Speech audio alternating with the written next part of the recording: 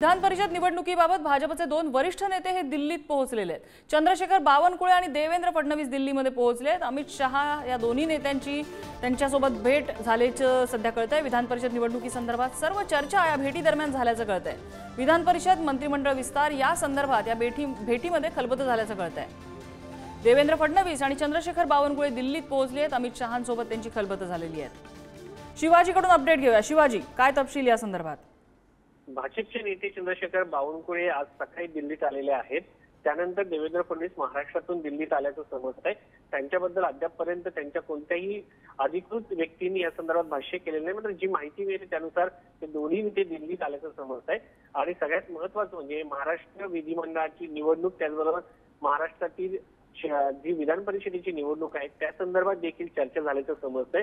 आणि महाराष्ट्रामध्ये जो मंत्रिमंडळ विस्तार करायचा आहे त्यानुसार देखील चर्चा झाल्याची समजते।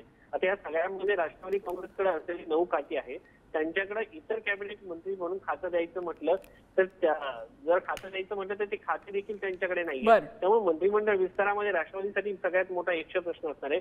आणि भाजपचे जे सध्याचे काही मंत्री आहेत त्यांच्याकडे मलाईदार खाते आहेत, ते नेते देखील ही खाती सोडण्यासाठी किंवा मंत्रिमंडळ विस्तार करण्यासाठी सध्या तयार नसल्याचं समजतंय।